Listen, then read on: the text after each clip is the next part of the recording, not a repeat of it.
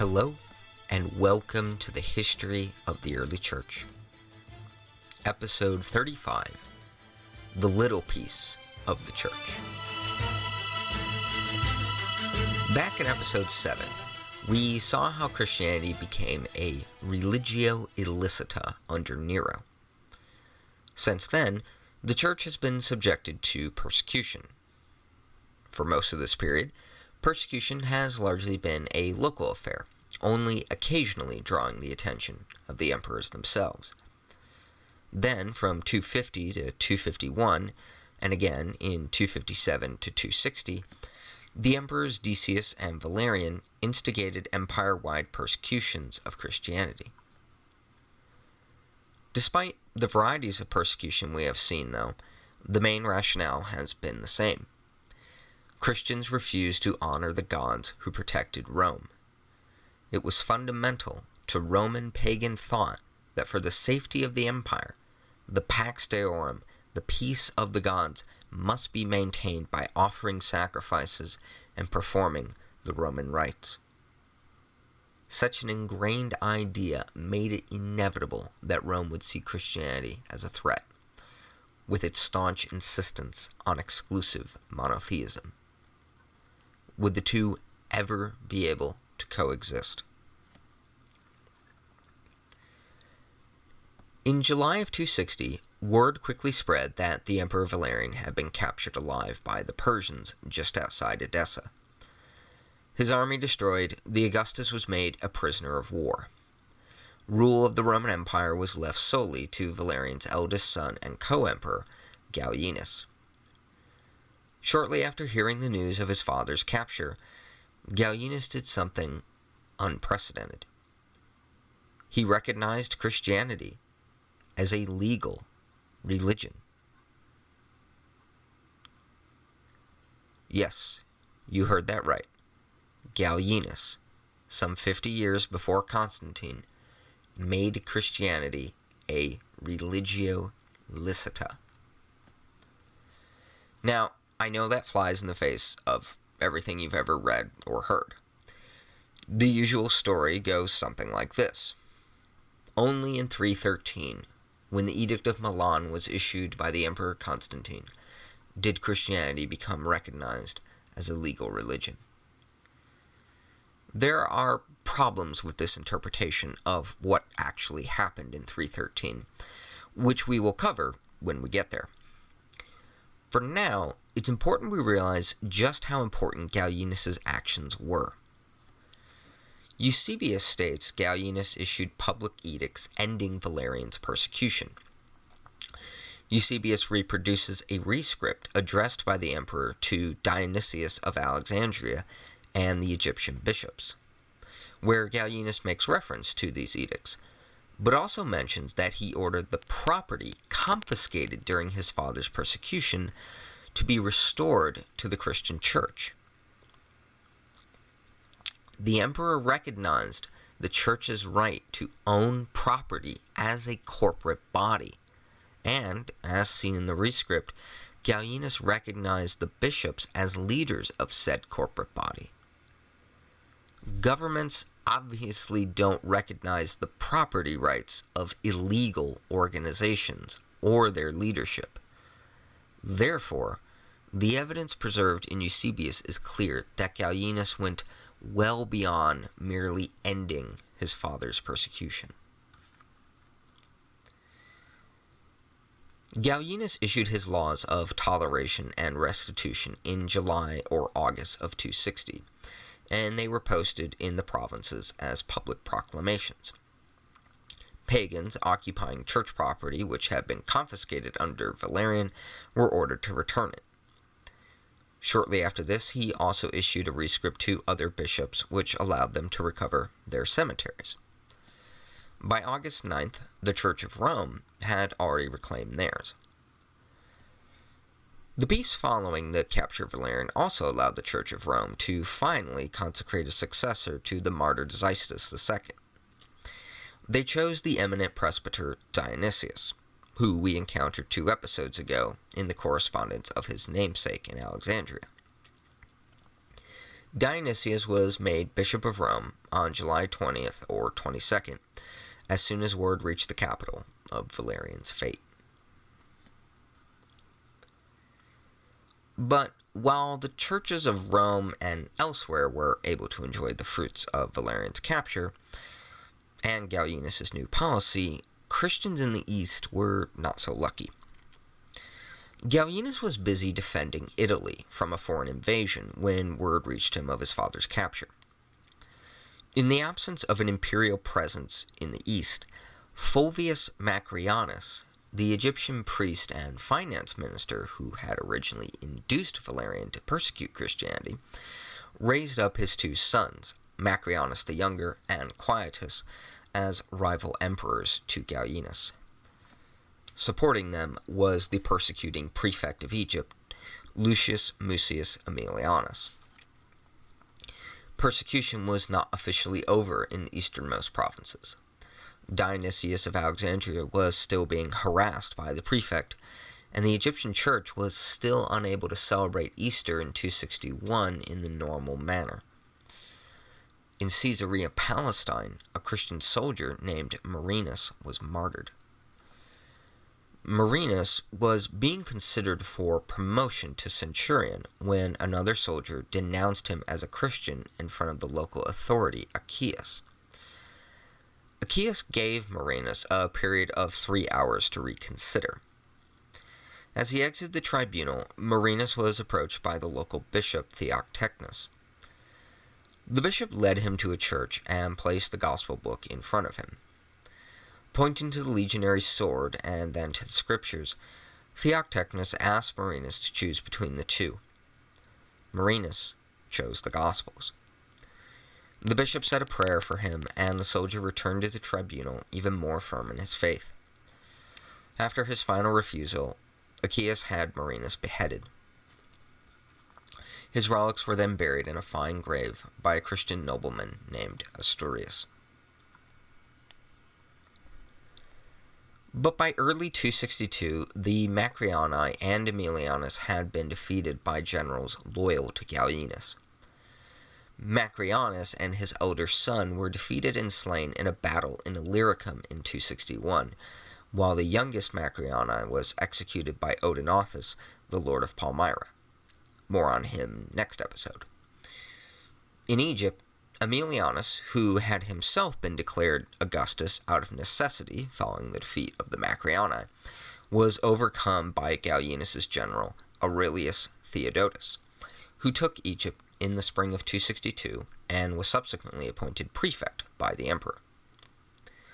Again, it was absolutely essential that the province of Egypt, as the breadbasket of the empire, was under Gallienus' control. During Theodotus' campaign against Aemilianus, two Alexandrian Christian friends managed to secure the safety of the civilians trapped in the Egyptian capital. The first of these was Dionysius' deacon, Eusebius, who had looked after and serviced the Alexandrian church during the bishop's exile, including ministering to the confessors in prison and burying the remains of the martyrs. The second was one Anatolius, who was so renowned and distinguished for his great classical learning that the citizens of Alexandria invited him to found an Aristotelian school in the city. While Theodotus and Aemilianus warred for control of Egypt, the city of Alexandria was divided. Those loyal to the government of Gallienus in one part, and those loyal to Aemilianus in the other, the Bruchium, the royal district of Alexandria. As Theodotus was besieging the Bruchium, the civilians trapped inside began to starve. Anatolius was among those still trapped inside, while Eusebius was in the part of the city controlled by Theodotus. Anatolius sent a letter to Eusebius detailing the desperate state the inhabitants of the Bruchium were in, and requested that they be allowed safe passage to desert Aemilianus and leave. So outstanding was Eusebius' reputation that he was able to impress Theodotus enough to grant the request. Eusebius sent along word to Anatolius, who promptly summoned a council of the Alexandrians, to propose they take this opportunity to leave. However, many were angered by this suggestion, probably due to a mix of support for Aemilianus' usurpation and the staunch independence of the Alexandrians. So in response to this, Anatolius proposed they instead just let all those unable to fight leave, including women, children, the elderly, and the sick. The Cyprian plague was still ravaging the Egyptian province. To this, the Alexandrians agreed, and the plan proceeded. Anatolius first secured the release of all the Christians from the Bruchium, and then everyone else, including many men who were capable of fighting, but disguised themselves as women in order to escape. Anatolius was finally reunited with Eusebius, and the two friends soon headed north to Laodicea in Syria. Eusebius was eventually appointed bishop of Laodicea shortly thereafter, on account of the controversy over the bishop of Antioch. More on that next episode. After Gallienus had established his authority in Egypt, Dionysius and other Egyptian bishops sent him a petition. Hostile pagans were still preventing the church from regaining its confiscated property. The emperor responded that summer with a rescript upholding his earlier law of restitution, informing the Egyptian bishops to use his rescript to protect themselves and their property, as well as letting them know that he had instructed his chief minister, a man named Aurelius Quirinius, to enforce the law. It is this rescript of Gallienus which Eusebius preserves in Book 7 of his church history, a precious document of monumental importance. Finally, after 2 centuries, peace was established for the church across the entire Roman world. For the next 40-odd years, up until Diocletian initiated the Great Persecution, the church would be left unmolested by the Roman state. No denizens of the Roman Empire would be put to death for the name of Christian in this period. Even more amazing, no Christian in the imperial service would be forced to participate in a pagan sacrifice. Christianity could now operate completely in the open. During this time of newfound freedom, the so-called little peace of the church, Christians entrenched themselves into the very fabric of Roman society. They began to make up large portions of the imperial government, and even, to a lesser extent, the military. Bishops were no longer treated as prime suspects, but respected members of their local communities. Evangelists spread the gospel with the same freedom that Paul had once done. Large church buildings were constructed to glorify God. Some villages and small towns became entirely Christian. Other key areas like Africa, Asia, the Levant, Egypt, and even Rome itself contained solid Christian minorities. By the time of Diocletian, it is estimated that between 10 to 15% of the people living in the Roman Empire were Christian. Traditional paganism appeared to be on the decline in many parts of the empire, as interest in the traditional cults of Rome waned. The little piece of the church is perhaps one of the most fascinating and often neglected eras of early church history. So, you may be wondering, why did Gallienus do this? Why did this pagan emperor, whose father had viciously persecuted Christians, make such a monumental decision? Unfortunately, we don't know. Because of the nature of the crisis of the 3rd century, the reign of Gallienus is not well documented, and so we are left to speculate about the motivations for Christian policy. Eusebius and Dionysius simply claimed Gallienus was a more prudent and righteous ruler, but offered no real answers. Perhaps it was because the Roman Empire was hitting the nadir of our fortunes, as Mike Duncan put it. In 260, the provinces of Britannia, Gaul, Spain broke away under the Gallic Empire, and shortly after that, many of the eastern provinces were under the control of Odenathus of Palmyra. From a practical point of view, with such fragmentation of the empire, along with the Cyprian plague and constant tide of barbarian invasions, persecution of Christians was not going to help. But this only explains why Gallienus stopped the persecution. It doesn't explain why he made Christianity legal. Another possibility is a superstitious reason. The fact that both Decius and Valerian died in the hands of foreign enemies was a striking similarity. Gallienus may have believed that the Christian God was really quite powerful and had punished Gallienus' predecessors for attacking his people. After all, how else would you explain not one, but 2 Roman emperors being brought down by barbarians, something that had never happened before? Or perhaps Gallienus was simply seeking more political support and sought for it among the Christians. Or perhaps Gallienus recognized that Christianity was here to stay. Rome would never be able to rid itself of the followers of Jesus. And so the best course of action was to accept this fact and allow Christianity to be placed among the lawful religions of the empire. We simply can't be sure. What we do know is that he legalized Christianity, and that for the next 4 decades, no Roman emperor reversed this policy. Next episode, we'll begin to explore the new challenges and obstacles the church faced, even as it entered an era of newfound toleration and success. In no short amount of time, doctrinal controversies would flare up, which would set the stage for the following century. First, between the bishops of Rome and Alexandria, and then over the controversial bishop of Antioch, Paul of Samosata. As always, thank you for listening. Don't forget to send in your questions to historyoftheearlychurch@gmail.com for our narrative break episode series once we reach the end of the century.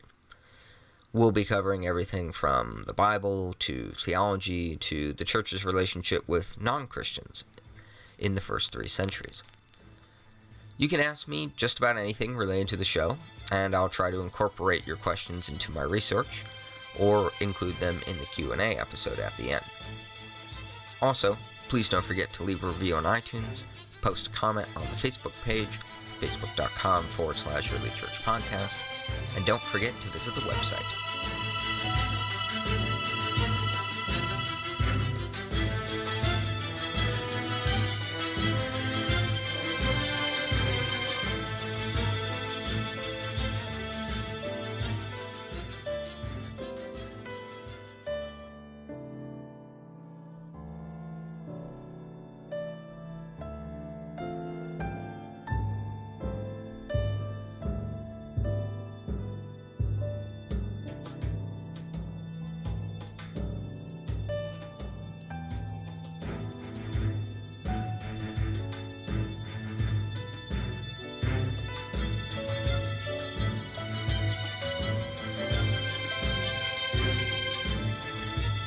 Hello, and welcome to the History of the Early Church.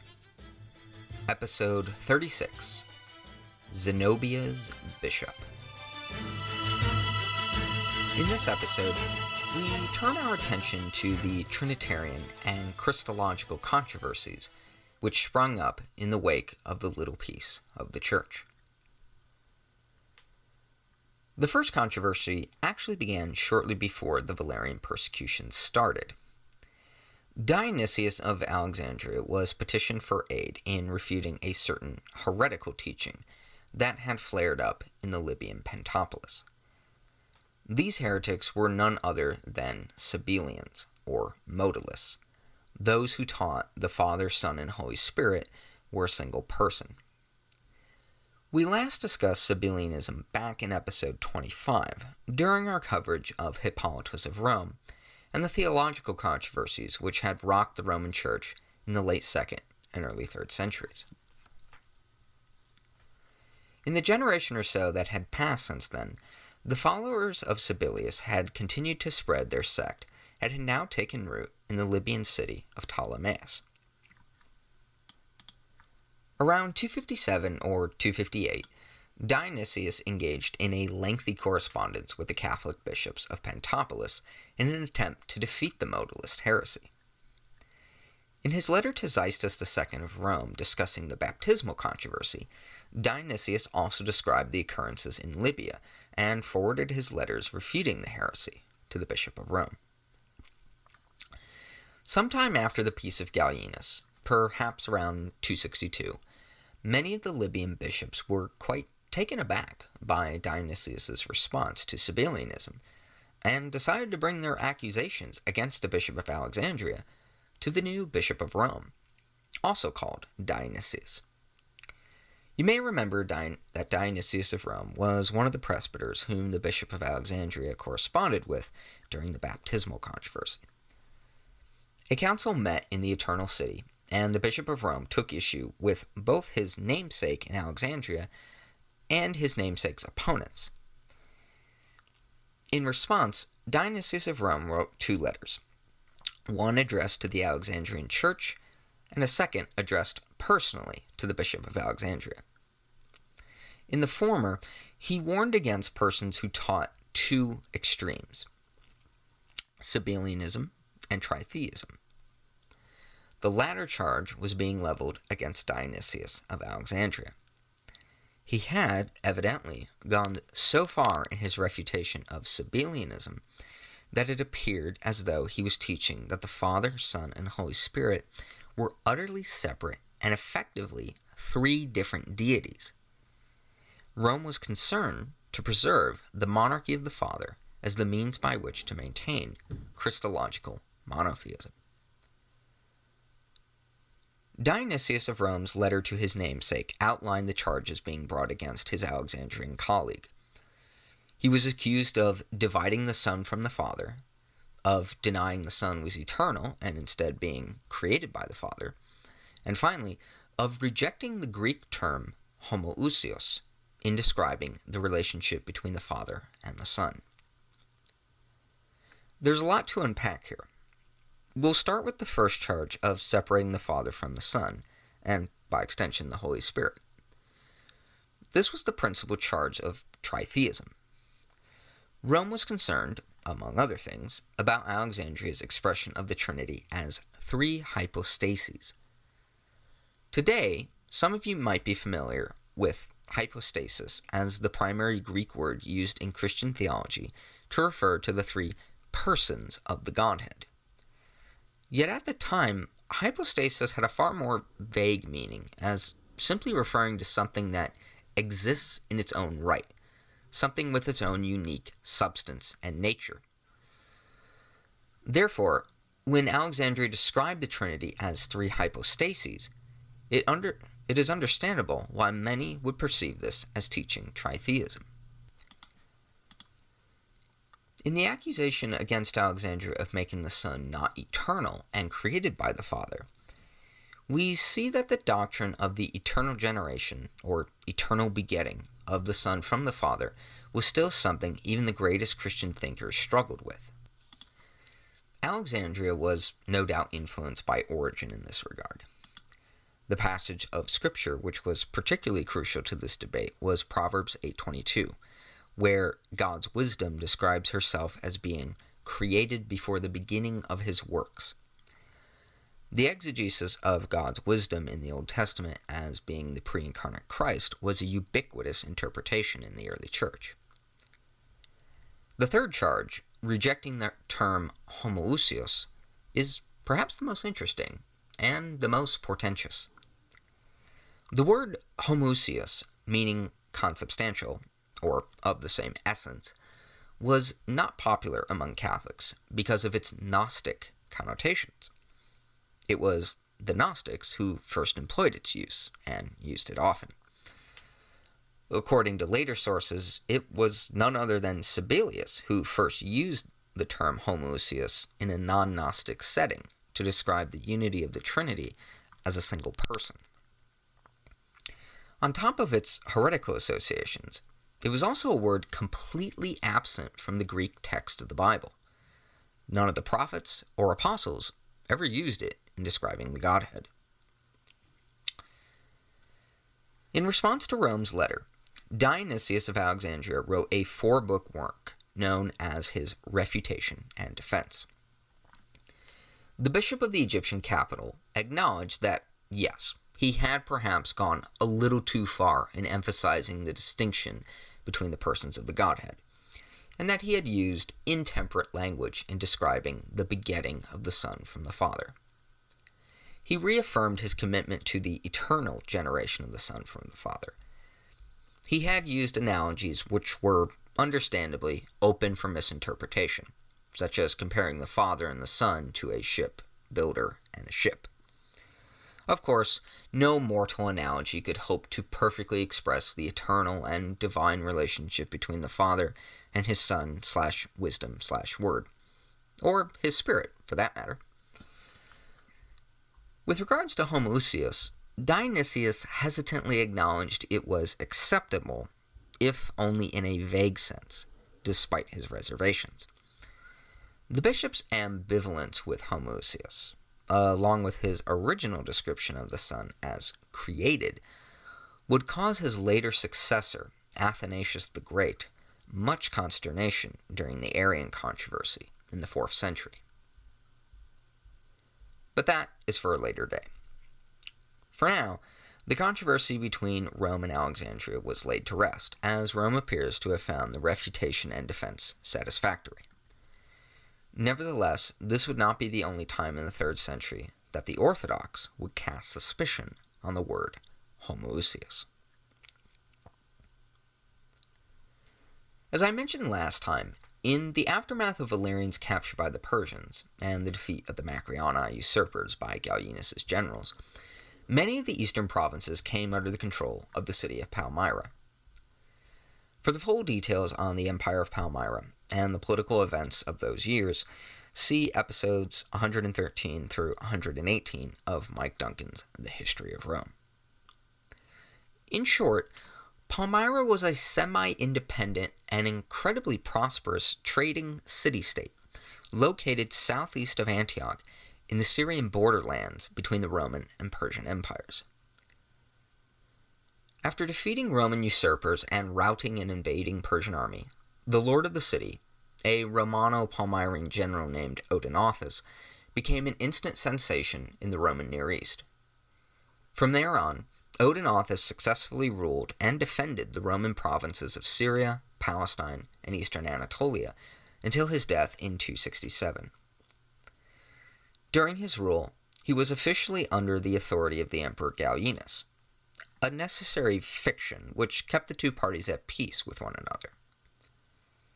After his death, Odenathus was succeeded by his young son Vabathus, although actual rule of the Palmyrene Empire was left to the boy's mother, the famous queen regent Zenobia.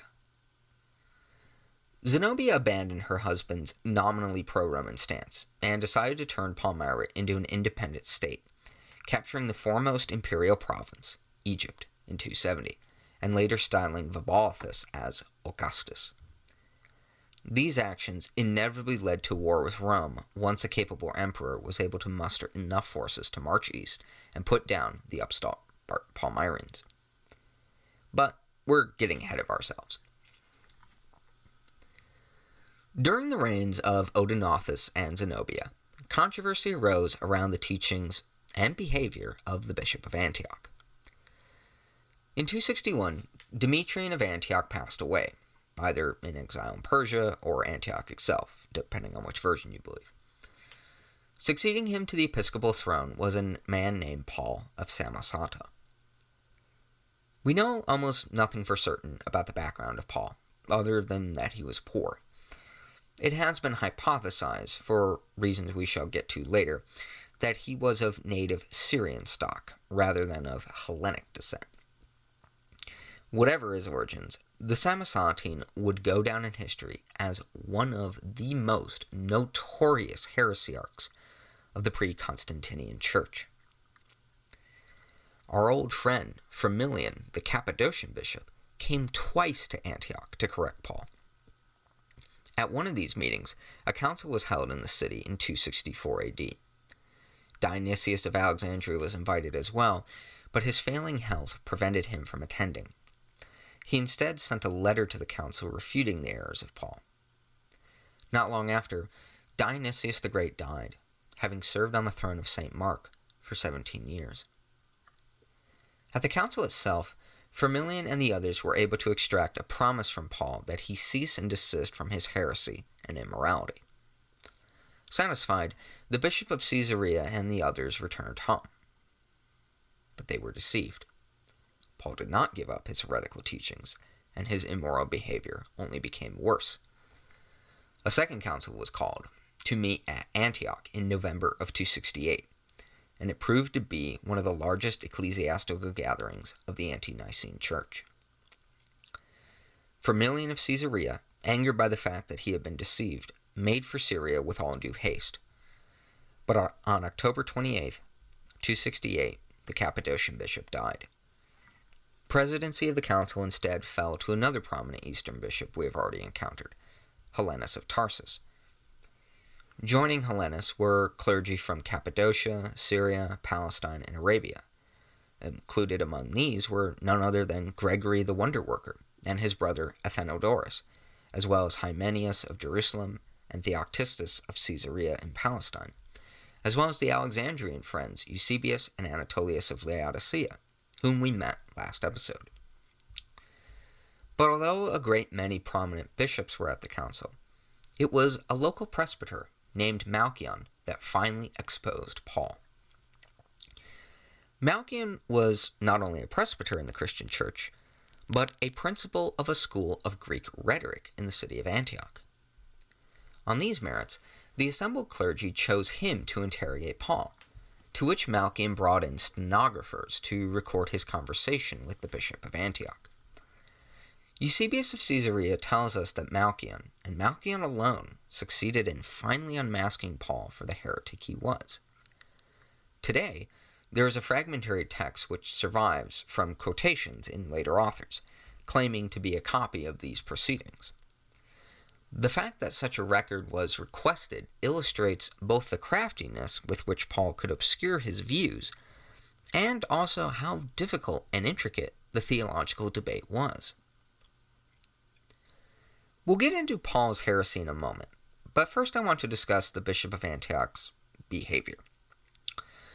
While the details are sketchy when it comes to Paul's theology, there are plenty of details when it comes to his immoral behavior. Paul came from poverty, but upon his election to the see of Antioch, he used all sorts of unsavory methods to amass wealth. He abused his congregation by means of extortion and blackmail.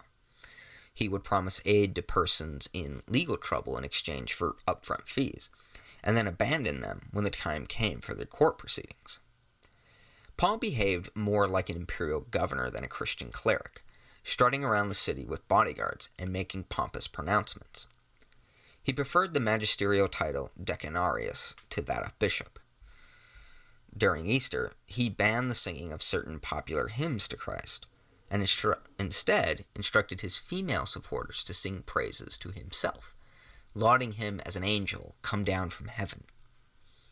During the liturgy, Paul would put on a bombastic show from an opulent throne which he had fashioned and placed on a dais in the church. While his supporters cheered him on, those Christians who did not approve, but still tried to worship God as best they could, he publicly chastised in harsh terms. Perhaps most scandalous were Paul's spiritual brides, young women who supported the bishop of Antioch and even cohabitated with him and his supporters. The presbyters and deacons of Antioch were largely either intimidated or bribed to secure their compliance, many of whom took spiritual brides of their own. Now, To be fair, these details come from the synodical letter of the council which deposed Paul.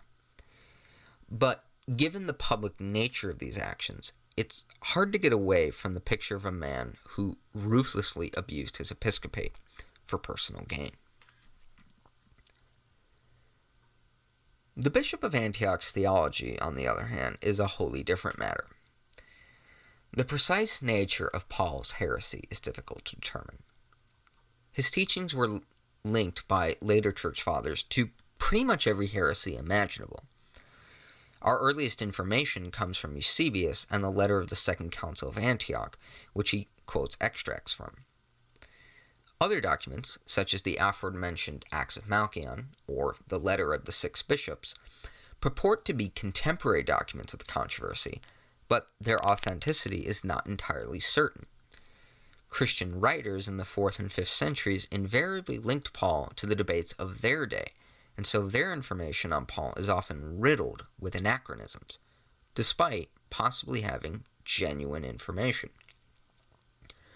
All this makes it incredibly difficult to reconstruct what exactly Paul of Samosata taught. Therefore, what follows is a tentative reconstruction. Paul appears to have taught that Jesus of Nazareth was a mortal man, born from the Virgin Mary, and that he was not, in his essence, God. Rather, Jesus became God, in a sense, by fulfilling his role as the Christ. He was able to accomplish this because the word/wisdom of God had indwelt itself in the man Jesus, just as it had with Moses and the prophets. Therefore, Paul's Christology both denied and affirmed the divinity of the Son of God. He could say that Jesus was a man like us, born of the flesh, but that the Word of God was eternal and dwelt among us with the birth of Jesus. You can see, therefore, why it took a person of great skill, like Malchion the presbyter, to finally unmask Paul. Malchion did this by asserting that the union of Jesus, the divine word/wisdom of God, was not an indwelling, but one of subsistence. That is, Jesus, the flesh and blood man born of Mary, is one and the same entity as the pre-existent word and wisdom of the Father. In addition to this, Malchion and the rest of the council also appeared to have taught that the pre-existent word occupied the place of the human soul in Jesus. Essentially, the word/wisdom animated the human flesh of Christ. At the time, this was an acceptable way of expressing the mystery of the Incarnation. Down the road, however, we shall see how this teaching will later be viewed as incompatible with orthodoxy in the later part of the 4th century. Another legacy from this council, which would cause many much embarrassment in the 4th century, was the condemnation of the term homoousios. It is impossible to determine exactly how Paul used the term and why exactly the bishops condemned it. For whatever reason, they did, and this decision would have important consequences for the role homoousios played in the great Trinitarian debates of the following century. But again, that is all for another day. With Paul at long last finally exposed, the council subsequently deposed him from the bishopric and excommunicated him from the Christian church. The Council of Antioch wrote a conciliar letter which was sent to Dionysius of Alexandria's successor Maximus, Dionysius of Rome, and the Catholic Church throughout the entire world. The fact that they sent their letter to the Bishop of Rome, in addition to highlighting the international nature of the council, should probably be taken as evidence that they did not condemn homoousios wholesale, given Rome's defense of the term, as we saw earlier. However, it is likely Dionysius of Rome had already died before the synodical letter reached him. On December 26, Dionysius of Rome died, having served as bishop of the Eternal City for over 8 years. On January 3rd the following year, he was succeeded by a man named Felix. Despite all the effort that had been expended to condemn him, though, Paul of Samosata was not done yet. He still had a significant group of followers, later dubbed the Paulians, who continued to support him as the legitimate bishop. However, his most important support came from the secular authority. The Samosatene is famously known today for his political relationship with Queen Zenobia. We don't know exactly why the queen backed Paul, but he clearly had her favor. The most common reason given in the ancient sources is that Zenobia had Jewish sympathies, and Paul's view of the Messiah as a mortal man appealed to her. This has been further developed by some modern scholars who argue that Paul represented the native Syrian Semitic Christianity of Antioch, as opposed to the Council of Antioch, which represented the Hellenic Christianity of Catholic Orthodoxy. In this retelling, Paul, as a native Syrian, was supported by a rival faction of Judaizing Syrian Christians. Therefore, as Zenobia wanted to establish an independent Palmyrene kingdom, she was naturally more inclined to support the more eastern wing of the Antiochian church, over against the more Roman Hellenic Christians. All this is certainly possible, but I think it's a major overreading of the evidence, and envisions Antioch as a far more culturally and ethnically fractured and segregated world than it actually was. The idea that the Hellenic and Semitic members of the Antiochian church were so opposed to one another doesn't appear to be borne out in the primary sources, or the evidence from Roman Syria, which suggests a far more integrated and mixed society. Zenobia more likely supported Paul because he was one of the wealthy elites of the Syrian capital, with whom she needed to retain ties if she was going to succeed in her goal of wresting the eastern provinces permanently from the Romans. With the backing of the queen, Paul refused to hand over the church building to the new bishop of Antioch, Domnus, the son of Demetrian, and so the Catholics were unable to dislodge him from their sanctuary. This state of affairs persisted until Antioch was finally taken back by the Romans in the summer of 272. The Emperor Gallienus was assassinated in either the spring or summer of 268, while he was attempting to put down yet another imperial usurper. The assassination was orchestrated by a cabal of Roman officers who originated from the region of Illyria, what is today the western portion of the Balkans. These Illyrio-Romans were career military men with a strong belief in traditional Roman values. With their coming into power, the crisis of the 3rd century was finally beginning to reach its end. It would be the Illyrian soldier emperors who finally restored the Roman Empire to its former hegemony. The first of these emperors was Claudius, who in 269 won a great victory over the Goths, thus earning the name Claudius Gothicus. Claudius was short-lived, though, and in 270 the emperor died from the Cyprian plague. See episodes 115 and 116 of the History of Rome for a full account. Succeeding him to the imperial throne was Lucius Domitius Aurelianus, or Aurelian, the man who would finally reunite the Roman Empire. His reign is covered by Mike Duncan in episodes 117 to 119 of the History of Rome. For our purposes, during his war against the Palmyrenes, Aurelian took the city of Antioch back for Rome in the summer of 272. The city was rightly nervous that this no-nonsense soldier emperor, nicknamed Sword in Hand, would unleash his wrath on the Syrian capital. But the emperor surprised them all in issuing a general pardon, and the citizens were spared. The Orthodox Christians of the city, seeing an opportunity, decided to make an appeal to the emperor to settle the dispute between themselves and Paul of Samosata. This was the first time in history that the Christian Church, as a corporate entity, had ever made an appeal to a Roman emperor to intervene in church affairs. Now, before jumping to any conclusions, however, this event is not quite as momentous and groundbreaking as we might think. Remember that Christianity was now a legal religion, firmly established in Roman society. Also, the Christians were not appealing to Aurelian to settle any doctrinal dispute, but rather one of church property. Paul and his followers were illegally squatting in the church building, despite his condemnation by the Council of Antioch. Gallienus had recognized the church's corporate property rights when he made Christianity legal over a decade earlier. Therefore, it was not unimaginable that, as citizens of the empire, the Christians would appeal to the sovereign to adjudicate fairly in a dispute, just as did all subjects of Rome.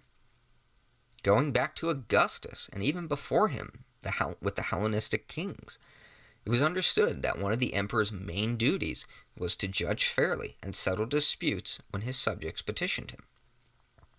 Had not the Apostle Paul, a Roman citizen, some 2 centuries earlier, appealed to Caesar during his trial before Festus? According to Eusebius, Aurelian handled the petition in a just and right manner. The emperor decided that the church building should be given to those Christians in Antioch who were recognized by the bishops of Rome and Italy. At long last, Paul of Samosata was ignominiously expelled by the Roman authorities from the church building, and the Catholic Christians of Antioch reclaimed their sanctuary, with Domnus and his congregation finally able to properly celebrate the liturgy.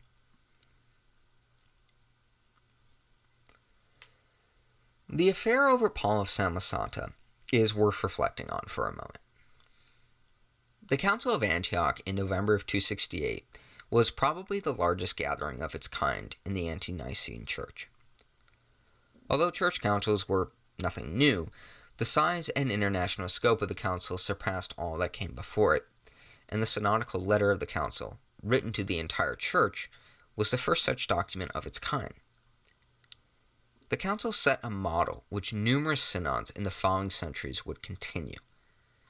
The appeal to the secular authority of the Roman Emperor to intervene in church property disputes would also become standard in the 4th and 5th centuries.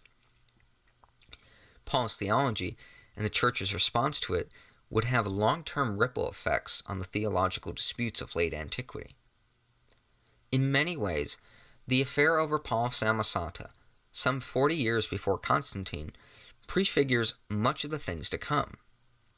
A reminder that, although we divide church history into different periods, such as pre-Nicene/Constantinian and post-Nicene/Constantinian, these are, to some extent, like all historical periodizations, artificial, and we should not allow them to obscure the fact that much continuity exists between different periods of history.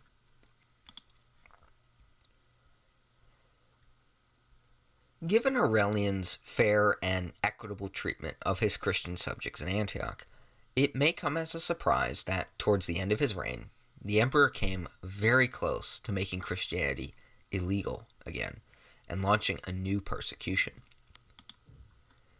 By 274, Aurelian had reunited the Roman Empire as a single geopolitical superpower and was hailed as the unconquered restorer of the world. The emperor came to credit his victories to his patron deity, Sol Invictus, the unconquered sun. He promoted his solar cult as the premier divine patron of Rome, creating a Roman priesthood and Roman rituals to honor Sol. Because of this, it is sometimes stated that Aurelian was a proto-monotheist, or, alternatively, a solar henotheist, with all other gods as merely manifestations of the sun deity.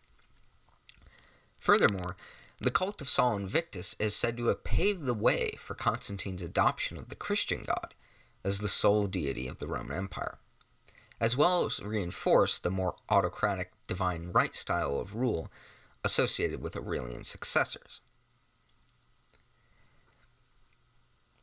Personally, I think this reconstruction is a bit anachronistic and misunderstands Roman polytheism. Aurelian's cult of Sol Invictus was very much in keeping with traditional Roman religion, as we might expect from a conservative man like him.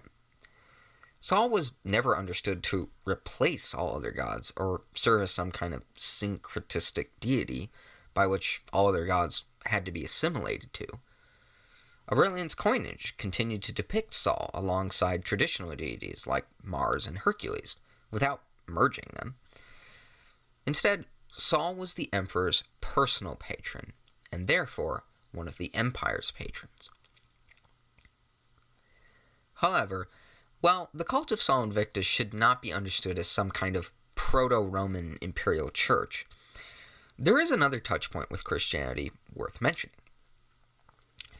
Aurelian instituted the Feast of the Nativity of the Unconquered Son on December 25th, 274 AD.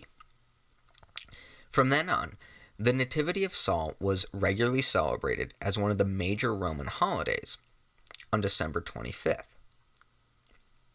As I'm pretty sure you all know, December 25th is also the day most Christians celebrate the Nativity of Jesus, and so it has been argued that the date was chosen in the 4th century to serve as an alternative to the Feast of the Unconquered Son.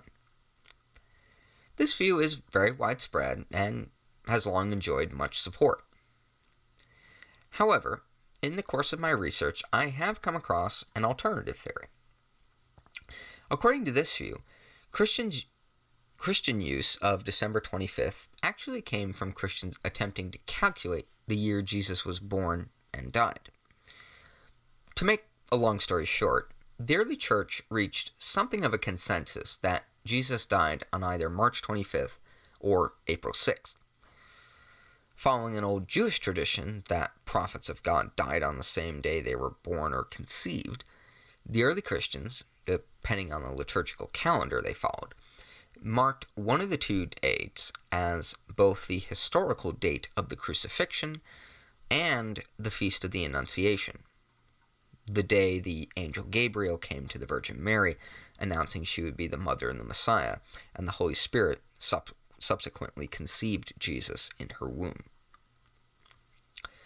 Counting 9 months forward from either date, you arrive at December 25th or January 6th, respectively, or Christmas and Epiphany. As some of you are aware, Christmas is celebrated on January 6th in some Eastern Christian traditions. I'll leave the matter here for now, but I have posted links to some articles which discuss this theory on the blog site if you want more information. The Emperor Aurelian was not a proto-monotheist who could be expected to sympathize with the Christians. Instead, he was a traditionally minded Roman like Decius and Valerian before him. Although he treated his Christian subjects fairly in Antioch, it is quite possible Aurelian was put off by the whole incident. The growing power of the nascent public church, unshackled by Gallienus, allowed it to entrench itself freely into the Roman world. This could not have been lost on the emperor. The Christian refusal to participate in his new solar cult no doubt added insult to injury. Thus, in the last year of his reign, Aurelian nearly launched another empire-wide persecution against Christianity. Eusebius states that the emperor was just about to publish his persecuting decrees when he was murdered. Lactantius, an early 4th century Latin Christian author, states that Aurelian actually published the edicts, but that they had not yet reached the provinces when the unconquered Augustus was assassinated in September of 275. The details of what happened need not concern us here. What's important for our story is that while the death of Aurelian was a tragic blow to the recovery of the Roman Empire, it was a godsend for the Christian Church. Aurelian's change of heart is also evidence that, unfortunately, no matter how much Christians professed loyalty to Rome, the threat of persecution would never truly go away so long as there were traditionally minded Romans wearing the purple. The fact that an intelligent and capable emperor, arguably one of the greatest of all time, had determined that persecuting Christianity was a sound and just policy speaks volumes and anticipates the even more intelligent and capable Diocletian, who would, towards the end of his reign, also come to the same conclusion. Christianity and traditional Roman values were not compatible. Gallienus may have thought Rome and the Church could coexist, but clearly he was wrong. Next episode, we will leave the boundaries of the Roman Empire and head east of Antioch to look at the early history of Christianity in the Persian Empire. As always, thank you for listening. Don't forget to send in your questions and requests to historyoftheearlychurch@gmail.com for our Narrative Break episode series once we reach the end of the century. We'll be covering everything from the Bible to theology to the early church's relationship with non-Christians in the first 3 centuries. You can ask me just about anything related to the show, and I'll try to incorporate your questions into my research or include them in the Q&A episode at the end of the series. Also, please don't forget to leave a review on iTunes, post a comment on the Facebook page, facebook.com/Early Church Podcast, and don't forget to visit the website at historyoftheearlychurch.wordpress.com.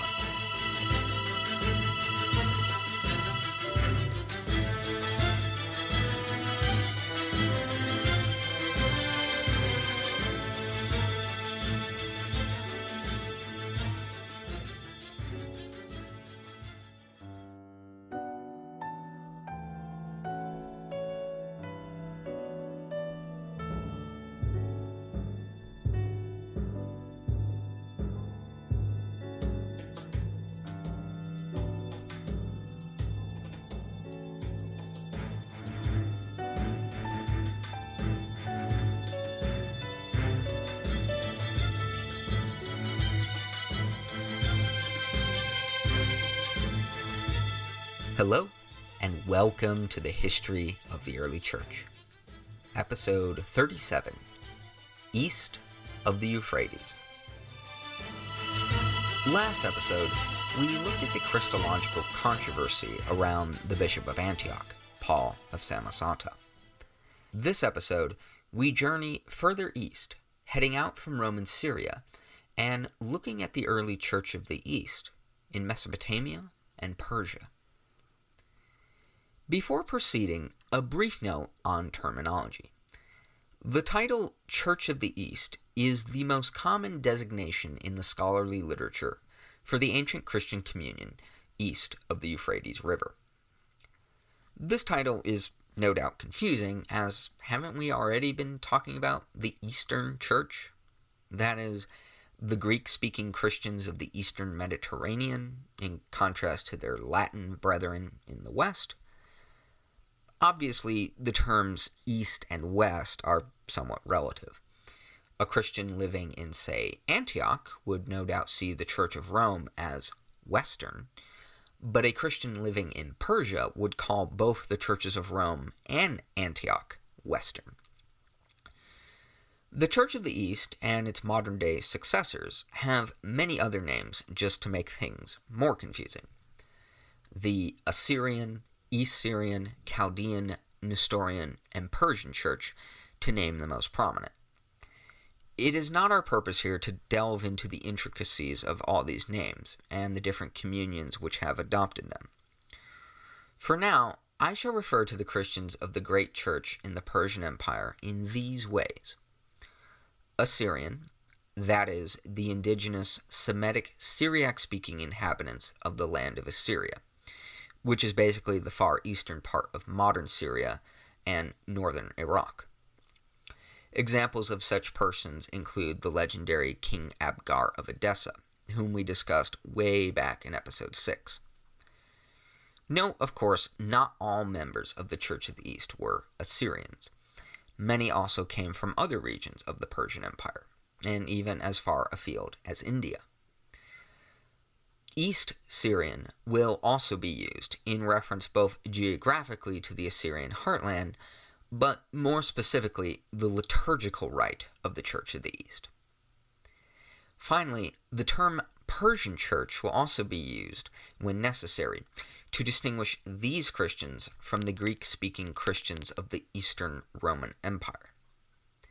However, more than any of these, I shall stick to convention and use the term Church of the East whenever possible. With that out of the way, let us proceed on with the narrative. Given the very different political history of the non-Roman Near East in antiquity, I think it is important to give a brief overview of this history so we can orient ourselves to the world the Church of the East came about in. For a slightly fuller overview, see episode 91 of Mike Duncan's The History of Rome. The first Persian Empire, or Achaemenid Empire, was founded by the famous Cyrus the Great in the 6th century BC, the famous Persian King of Kings who freed the Jews from the Babylonian exile. The Old Testament books of Ezra, Nehemiah, and Esther find their provenance and historical setting in the era of the Achaemenid Empire. It was also this same Persian Empire, under kings such as Darius and Xerxes, which came into conflict with the city-states of classical Greece, including Athens and Sparta, resulting in famous battles such as Marathon, Thermopylae, and Salamis. Eventually, in the latter part of the 4th century BC, the Greeks got their revenge on Persia under the leadership of the Macedonian conqueror king, Alexander the Great. But shortly after his conquest of the Achaemenid Empire, Alexander died, ushering in a period of chaos and political turmoil as his generals fought each other over the pieces of his empire. As we saw back in episode 22, Egypt was claimed by the Macedonian general Ptolemy, whose descendants ruled the Nile kingdom until Octavian defeated Antony and Cleopatra in 30 BC. Much of the old Persian Empire, including Greater Iran and Mesopotamia, came under the control of the Seleucid dynasty based in Antioch. It was under the rule of the Greco-Macedonian Seleucids that the Old Testament books of the Maccabees are set, when the Jewish Hasmonean dynasty managed to throw off Greek rule and establish an independent kingdom of Judea. This Jewish dynasty persisted until the Romans allowed Herod the Great to take the Judean throne in 37 BC, thus setting the stage for the early life of Christ. The Seleucids, for their part, maintained effective control over the old Persian territories for some time, but in the late 3rd century BC, one of their satrapies, Parthia, rebelled under the Arsacid dynasty, leading to a series of wars which lasted over a century, until the Parthians had claimed all of Greater Iran and Mesopotamia. The Seleucids were reduced to a rump state in Syria, and lingered on until Julius Caesar's frenemy, Pompey the Great, annexed Syria into the Roman Republic in 63 BC. From there on, Rome and Parthia competed in the Near East as the two dominant empires of the region, spending much blood and treasure for control and influence over the border kingdoms, such as Abgar's Assyrian kingdom of Osroene, and most especially the ludicrously important kingdom of Armenia in the Caucasus. This was the stage into which Christianity first spread to the lands of modern Iraq and Iran. The early history of the Church of the East is shrouded in legend. Traditionally, the apostolic founders of the church were the Apostle Thomas, the Apostle Thaddeus/Addai, his disciple Mari, and Mari's disciple Aggai. The historicity of their legends and what historical kernel lies behind them is all but impossible to determine. Some of the scholars I have read think that it is certainly possible, though not provable, that Thaddeus and the others evangelized the East. Other scholars contend that the legends are wholesale inventions designed to boost the prestige of the Church of the East in later centuries. What we can say is that the gospel came to Mesopotamia and Iran primarily from the Christians of Edessa and Osroene, Christians like Tatians Encratites, Palates Catholics, and the followers of Bardasan. In addition to the Edessene Church, Luke does mention in the Acts of the Apostles chapter 2 that during Pentecost there were Jews from the lands of Parthia, Media, Elam, and Mesopotamia. These earliest converts to Christianity were in the city of Jerusalem to celebrate the Passover. After the festivities had ended, they returned home to their native land and brought their new Messianic faith with them. No doubt Christianity found fertile grounds for evangelism among the Jewish diaspora within the Parthian Empire. Babylonia especially had long been home to a vibrant Jewish community going back to the Babylonian exile in the 6th century BC. The Jews had thrived under Cyrus the Great and many of his successors, and they continued to do so under the Parthians and later the Persian Sassanids. More on them in a bit. All in stark contrast to the rocky relationship the Jews had with first the Greeks and then the Romans. The Babylonian Jews were led by a Davidic exilarch, who acted as a representative on behalf of his people to the Parthian and Persian governments. It would be the Jews of Babylonia who would create the most important literary text of Rabbinic Judaism, the Babylonian Talmud. This strong Jewish community was especially protective of its minority status, however, and as we shall later see, would at times collaborate with the government against rival faiths like Christianity in order to guard its position. Despite this, however, Babylonia would become the eventual heartland of the Church of the East. Another region of the diaspora that proved fruitful for evangelism was Adia Bene and its capital Arbela, modern-day Erbil in Iraq. Other regions like Elam and settlements like the great fortress city Nisibis would also become major centers for the Church of the East, with prominent bishoprics. Christianity also spread over the Zagros Mountains and into Greater Iran and beyond.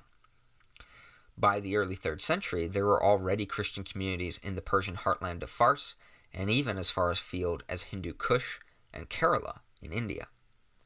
I've posted a map up on the blog site to help you with the geography. The vast majority of Christians east of the Euphrates were native Syriac-speaking denizens of the Parthian and Sassanid empires.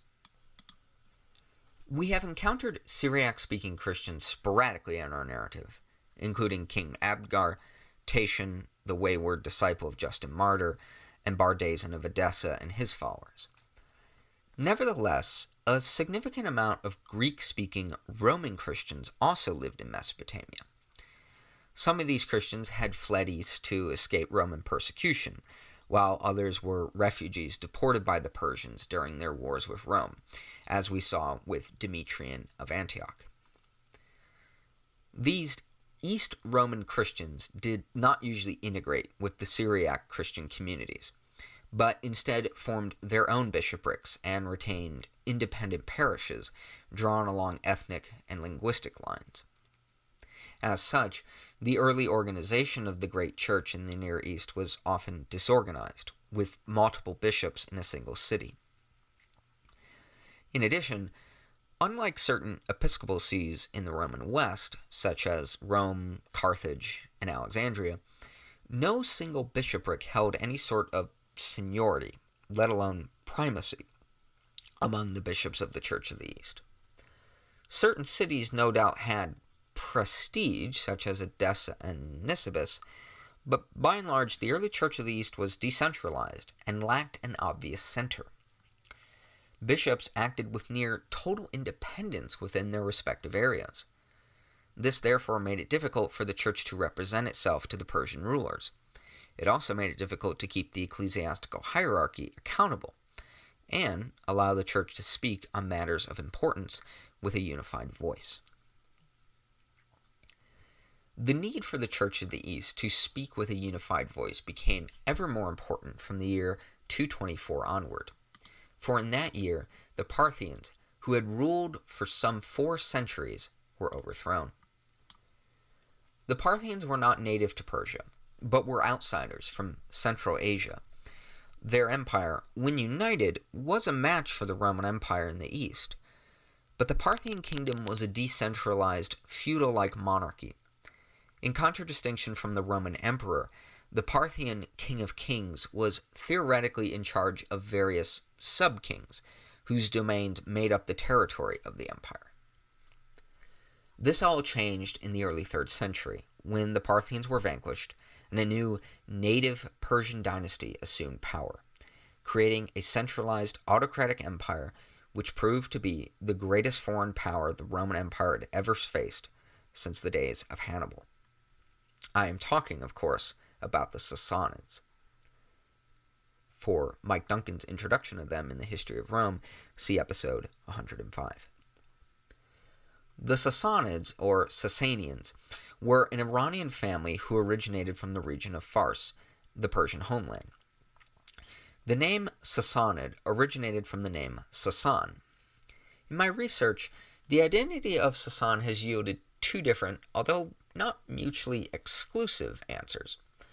The more familiar one to listeners of the history of Rome is that Sassan was the grandfather of the first Sassanid king, who began the family's rise to power in Fars some decades earlier. The other explanation is that Sassan was a patron Iranian deity from whom the Sassanid kings claimed descent. Whatever the case may be, the Sassanids would come to rule the lands they called Iranshar and Aniran. That is, Greater Iran, the land at the center of the cosmic order, and the non-Iranians who were part of Iranshar. This first Sassanid king of kings was Ardashir, who began his war against the Parthian Arsacids in the early 220s. Ardashir's revolt came to a climax on April 28, 224, when he defeated the last Parthian king Artabanus V in battle. With that, the Parthian Empire came to an end, its decentralized feudal structure replaced with the now centralized autocracy of the Sassanids, who established Iranshar as a new superpower and set to work on challenging Rome for control of the Near East. Although successful in his wars against Rome, Ardashir was surpassed by the truly spectacular successes of his son Shapur I. It was Shapur whose invasion of Roman Syria resulted in the 253 sack of Antioch, possibly carrying off the bishop Demetrian into exile.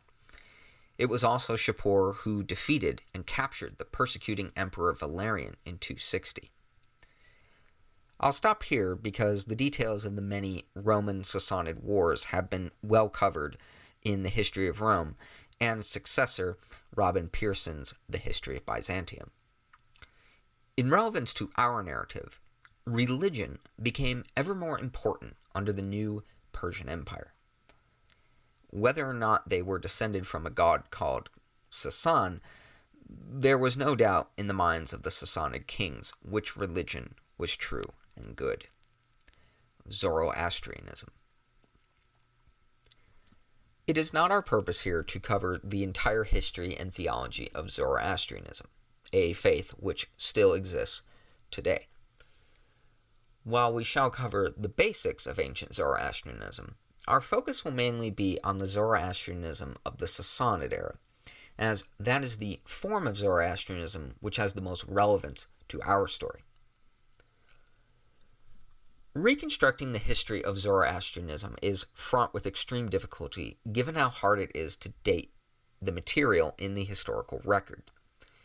Much of what we do have comes from the period of medieval Islamic Persia, and so to what extent it can be relied upon to reconstruct the Iranian religion in its ancient form is hard to determine. The name Zoroastrianism is derived from its eponymous founder prophet, Zoroaster, or more accurately, Zarathustra. The historical Zoroaster is shrouded in uncertainty, and even the time period he lived in is still disputed by modern scholars. Some opt for an earlier date of around 1700 BC, way back in Bronze Age Persia, while others argue for a much later date of the 7th and 6th centuries BC, closer in time to the Median and Achaemenid empires. Whatever the case may be, the Iranian prophet is himself only of marginal importance for Sassanid Zoroastrianism. The real focus of the religion was not on its founder, but on its god, Ahura Mazda, also called Ur-Mazd, or simply Mazda. In fact, the centrality of Ahura Mazda in Sassanid Zoroastrianism is so great that some scholars prefer to refer to the religion as simply Mazdaism.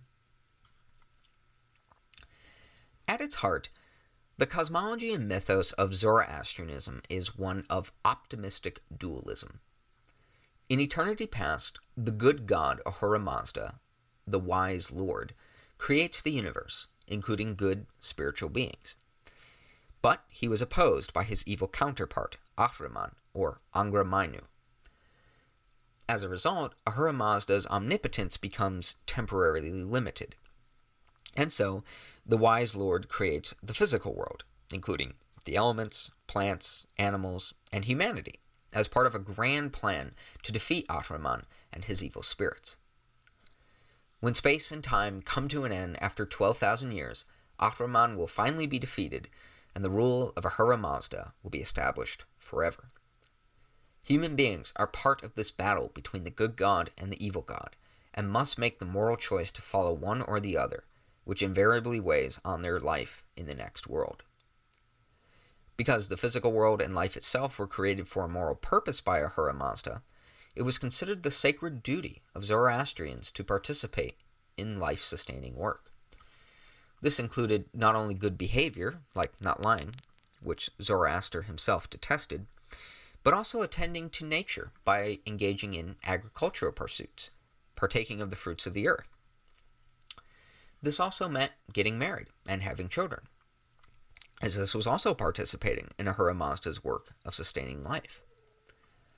In addition to all this, worship of the sun, fire, and even water, as the principal elements of Ahura Mazda's world, were also important parts of the Iranian religion. So much so that fire temples became the signature Zoroastrian holy place in the ancient world. There is much here that parallels Judaism and Christianity. A big good and a big bad, Mazda/Yahweh and Ahriman/Satan or Belial, with spiritual and human servants under them, battling in a cosmic conflict for the fate of the universe. The importance of moral choices in this life is also quite similar. As a result, many scholars have tried to discern to what extent Zoroastrianism and early Second Temple Judaism influenced each other in the days of the Achaemenid Empire, and to what extent the Abrahamic religions influenced Zoroastrianism as it later developed in the late antique and Islamic periods. Despite these similarities, however, Christians and Zoroastrians would find themselves opposed to one another on a variety of issues. The early church also believed the physical world and human life was a good thing created by God. In opposition to Gnosticism, the church taught that the physical was created by a good God, and that the physical creation, including the human body, needed salvation. But unlike Zoroastrianism, the church believed the physical was fallen, and that human nature had in some way been corrupted. Thus, while the body was created good, it was corrupted by sin, and so Christians had to often struggle against the body with forms of asceticism, like abstaining from food and sex. While marriage and the rearing of children was viewed as good, Christians also believed that the celibate life was also pleasing to God. In fact, many believed the ascetic life was actually the higher and rarer calling. In contrast, asceticism and its later expression, monasticism, had no place for Zoroastrians, who saw it as completely contrary to the moral duty of human beings to participate in Ahura Mazda's creation. The worship of the sun and elements was naturally an area where Christians and Zoroastrians also conflicted. They could both agree that creation was inherently good, as Zoroaster had taught and as the church had inherited from Second Temple Judaism. But worshiping creation? That was completely unacceptable to the early Christians, who also inherited from Second Temple Judaism an uncompromising monolatry. Only the Most High God should receive worship. The one area where Christians and Zoroastrians really did share a commonality unique to them was structure. Just as the church was united in a college of bishops across the world, with subordinate presbyters and deacons, Sassanid Zoroastrianism was made up of an organized hierarchy of priests, mobeds to the Persians, more commonly known to us by the Hellenized term magi or magians. At the top of this hierarchy was the chief priest, or priest of priests, just as the Shah-an-Shah, or king of kings, was at the top of the political hierarchy. The state and religion of Iran-Shah were intertwined and depended on one another. The kings needed the priests to support their rule as the will of Ahura Mazda, and the priests needed the kings to protect and enforce the good religion. And yes, I do mean enforce, because if there was one thing the Magi did not accept, it was apostasy. Especially apostasy to another religion which taught things antithetical to the will of Ahura Mazda, and espoused teachings that could be associated with Ahriman. The Church of the East would in time endure its fair share of persecution by the Zoroastrian state. Ironically enough, the first of these Persian imperial persecutions began as an attack on a rival heretical religion related to Christianity. In the early 3rd century, an Arsacid couple living in Babylonia joined the Judaizing Christian sect of the Alcesites, followers of Elxai. We'd mentioned this group briefly back in episode 27 as one of the heretical groups Origen of Alexandria confronted in Roman Arabia. Not long after they joined the sect, the couple had a son who was born on April 14th, 216 AD. At the age of 12, the boy began receiving visions which he claimed were from his heavenly twin, whom he believed to be the Paraclete promised by Jesus in the Gospel of John chapter 14. The boy began to protest against the practices of the Alcesites and tried to promote a more Gnostic religiosity. At the age of 24, this young man received new visions from his twin, which directed him to leave the sect and found a new worldwide and universal religion. This man's name was Mani, more commonly known as Manichaeus, the founder of Manichaeism. Manichaeism was once one of the great religions of the ancient and medieval worlds, stretching from the western provinces of Rome all the way to China in the Far East. The religion was essentially a form of Gnosticism which syncretized Christian, especially Marcionite Christian, Jewish, Zoroastrian, and even Buddhist concepts into a universal faith. The Manichaean mythos is far too complex and long to spell out here. Mani put even the great Gnostic heresiarchs and Greek mythographers to shame when it came to the sheer complexity of his myth. Bottom line, it was a Gnostic cosmos. The spiritual world of light was good, and the physical world of matter was evil. And human beings needed secret knowledge to escape the prison of the world to come to the light.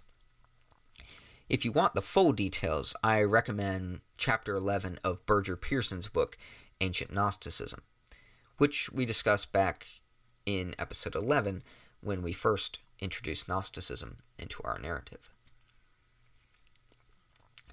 Mani and his disciples traveled far and wide across the Near East, and even into India, where Mani converted a local king and was exposed to Buddhist ideas. Mani saw himself as the current incarnation of the Apostle of Light, whose previous incarnations included Buddha, Zoroaster, and Jesus the Messiah. Jesus himself in Manichaeism is a rather curious thing, because he plays multiple roles. He is Jesus the Splendor, one of the Manichaean aeons who helps awaken Adam to the secret knowledge of salvation.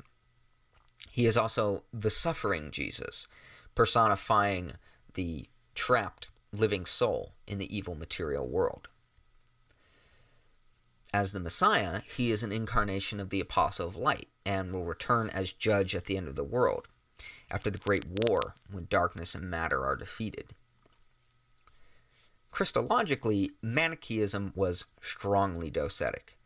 Jesus had no physical body whatsoever, only appearing so, as matter was evil.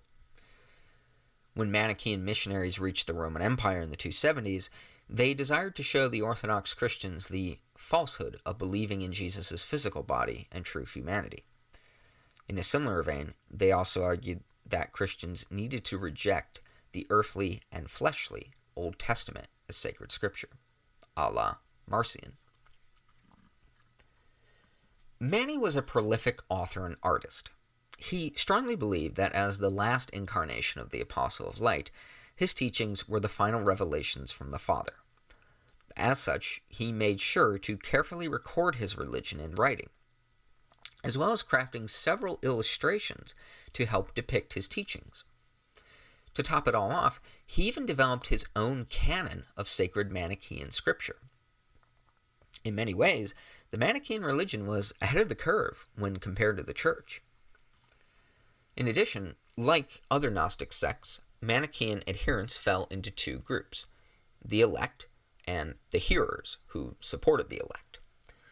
At the head of the elect was the prime leader, the successor to Mani, and under him was a hierarchy of other elect leaders. Thus, Manichaeism, like the Christian Church and Sassanid Zoroastrianism, adopted a hierarchical priestly structure. Mani at first developed good relations with the Sassanid court of Ctesiphon. He delivered an address to Shapur and was a friend of his son and successor Hormizd. But the growing strength of the Manichaean religion ran into a powerful enemy in the form of Kurdir, the Zoroastrian high priest.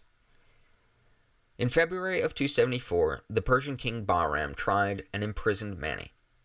On February 26, 274, Mani was finally crucified and died.